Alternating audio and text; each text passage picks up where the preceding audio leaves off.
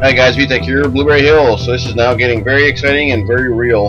The crane guys showed up to set up the crane the day before the lift, which is cool because that saved them a lot of time when they actually did the lift. They came around, I think 2 o'clock, 2:30, something like that. It took them an hour and a half, 2 hours to set up, and then they came back the next day to start at 7 a.m. and they were extremely prompt.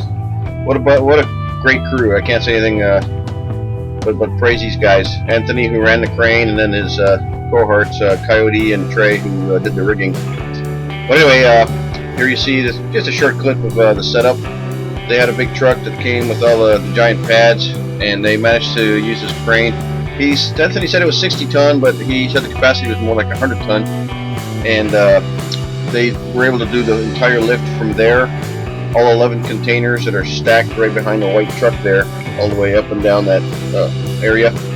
And you'll see that in a little bit when they're doing the lift. This is the setup stuff. In a few minutes you'll see the initial lift of the containers and the placement of it. This video is the time-lapse version. I have a second video of the actual lift and placement of the containers.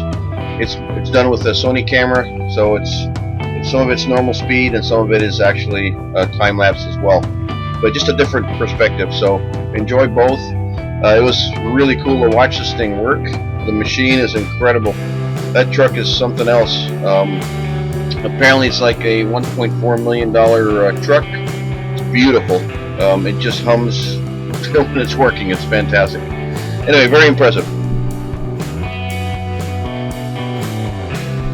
I do want to do a shout out to a friend of mine that I've known for many years. We used to autocross and race together in Spokes Autocross Club, and Wesley Brown, who actually is their mechanic for this group, and he put me onto these guys. I was kind of worried about who to hire to do the lift, but these guys are incredible.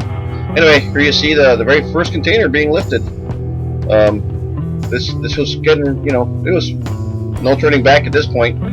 And they managed to do the entire set of containers in 7 hours with kind of a lunch break, and then one container which gave us a little bit of a headache. We'll see that later on.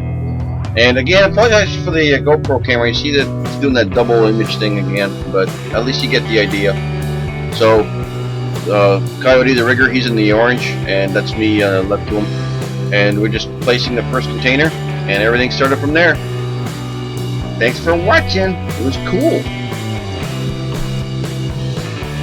We weren't sure how this was going to go, right? So I asked for some help from a few of my friends, and Tom Holt and Eric Jones showed up to help with the rigging.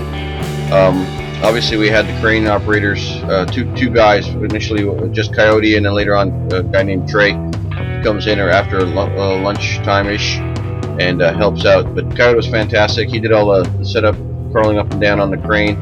On the containers to hook everything up, and everything went extremely smoothly. We were all in awe about how smooth this thing went. We had no expectations because we don't know how this rolls, right? But anyway, most of the containers went in place just fine. I'll show you guys later in some additional videos. A lot of them are just sitting on like 3 or 4 posts. They're actually tweaked a little bit. It looks like the containers are, minor bends, I guess. I did laser all the columns a couple, 3-4 days before this, so I made shims at level, and it turned out that didn't matter because the containers aren't quite 100% straight. So hey, there you go. You'll see me later on working with that. I'll be welding supports and shims in there, plus all the containers get welded together anyway. And since they're such a solid item, we probably did too many columns in the first place, but that seems like how I work anyway. But anyway, thanks for watching the video. This was pretty freaking exciting, I have to admit. Everybody was working pretty good together. No issues except for a container, one of the last ones for our bedroom on the very right that you'll see later. And now it's just because the rigging hooks in the corners of the container, we had to figure out a way to put the container down and allow us to unhook the rigging, and that took a little bit. That was a little more exciting. The container flew a little bit, but anyway, we got it done.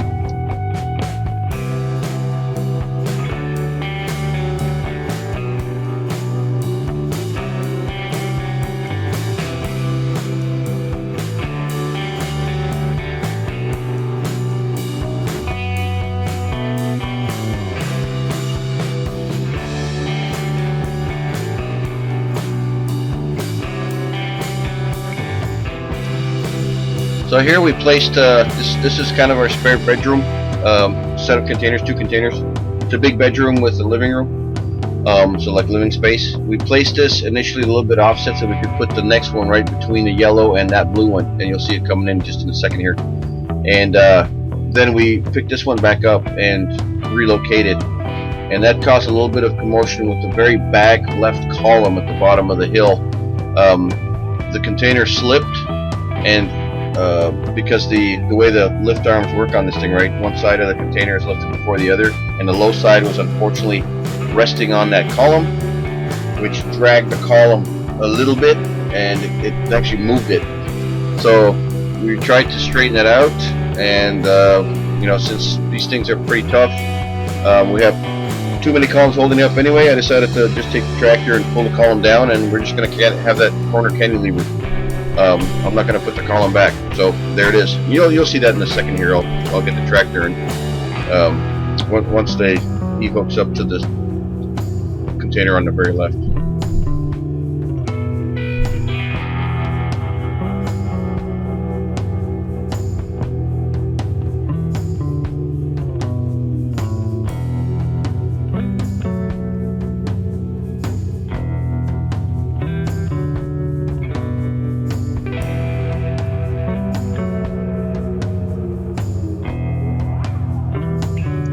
So at this point right here, he's going to pick it up, and you're going to see the very left column on the very bottom. See how it moved? Those columns are not in the ground that hard. They had rebar set into the rock, but 10,000 pounds on one corner, and it dragged it. So we tried to straighten it out, gave that up, and then I went and got my tractor and just yanked it over, and we're going to cantilever that corner and just leave it alone. So the power of container building, yay. So here you're going to see us, we're trying to figure out what to do with the column. Put some come along, try to straighten it out. That wouldn't work, so I went and got my tractor. I'll push the column in place, and then because of the rocking back and forth, it went up a little bit.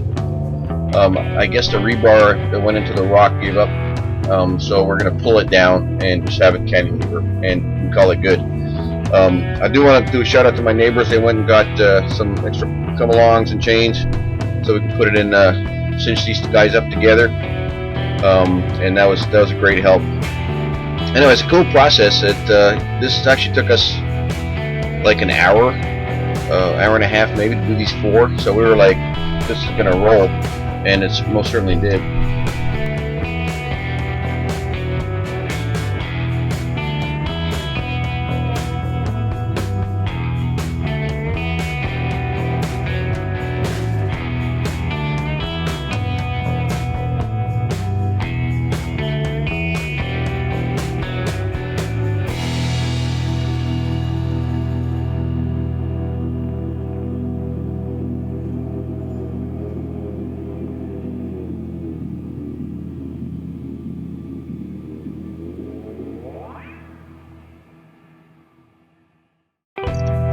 So the house has sets of containers. This one they're putting in place is basically part of our living room wall and our hallway that goes into our bathroom, master bath and bedroom on the very right side. And you'll see that coming together in a little bit. Anyway, so we placed that, and then 2 other containers butt up against that one on the right side, perpendicular to it. And those are going to be placed, one of them's going to be placed next, and then we're going to do what we call the kitchen containers. And I'll point those out in a second.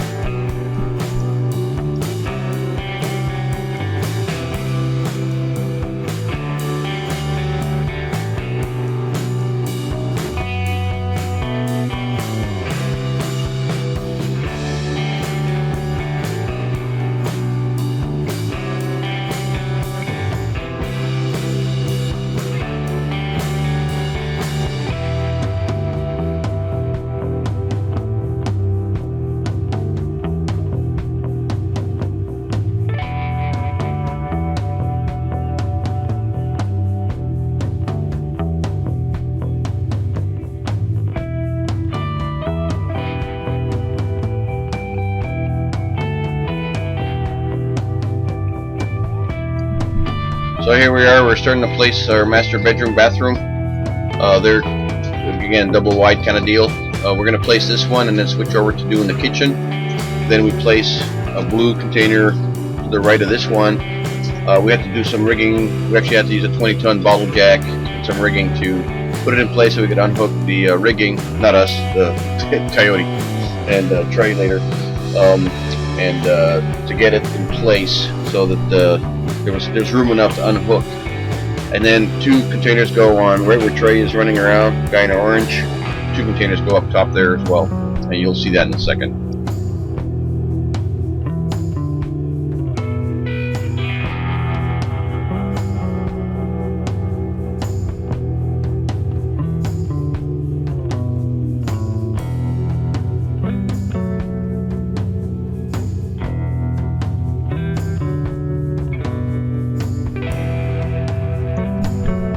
So here's the placement of the kitchen containers. They're right in front of the crane, so they just drop them straight down. Those were the easiest ones, of course. There's nothing to do. The piers are right on the ground.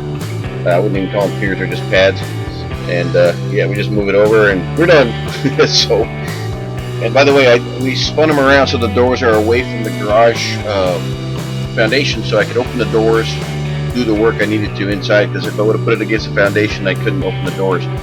The reason it's below the grade of the garage also is that we're going to flood all the containers, the entire floor, with concrete when we're done. It's about 2 inches deep, so that's the reason it's lower. Otherwise we could have placed them, of course, higher, but we'd have a step inside the house, and I didn't care for that. So anyway, worked out pretty good. Look at these guys, we're running around like little ants. But anyway, it was awesome work.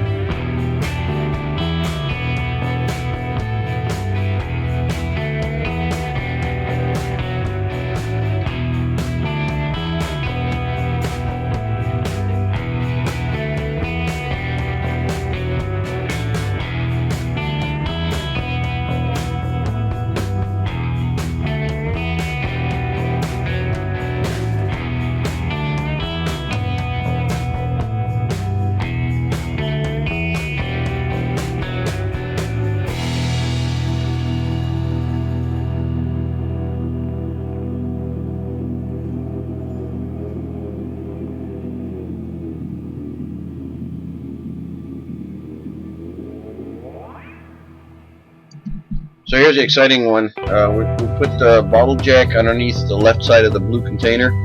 I wish the RTV wasn't there. I didn't even think about moving that, but we built a structure for a big 20-ton bottle jack. And then we set the container down a little bit, and as Anthony's lowering it, the bottle jack kind of moved and let it go. You'll see it kind of popping a little bit. So we recollected ourselves, put a bunch of come-alongs on the whole thing, and then we got it done probably about a half an hour later. So not a big deal, but it was a little too exciting. It's probably normal for these guys, but you know, for us, it was pretty exciting. So anyway, poof, there it goes. See, so we raised it. We put about 3 or 4 come-alongs holding this container all which ways. Redid the bottle jack, and then popped it in place.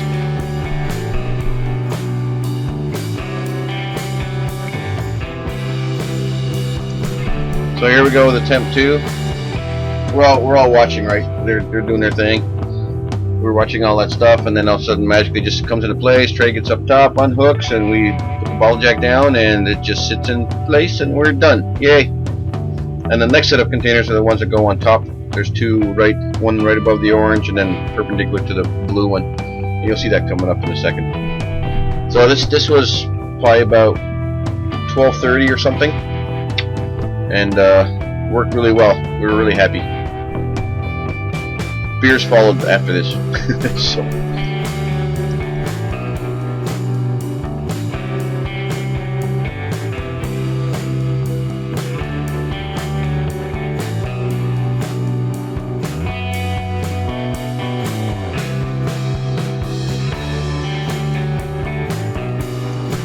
So here comes the container that's going to be cantilevered over our, I guess I'll call it a patio.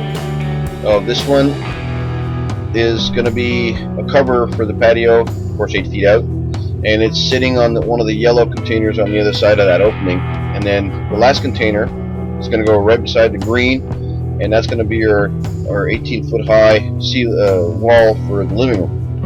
Of course, you'll see more of that as it happens. But so the 2 containers right in front of us, the doors, that's our kitchen. I have to build the living room area in the span between the containers, and those double height ones, that's our hallway to our master bath on the first floor, and that's the game room on top. That's the plan. And we put a deck up top. Awesome views once we finish. It was really awesome. I maybe should have taken some video of that, but you'll see some of that in the future videos, I'm sure. Anyway, it's pretty cool.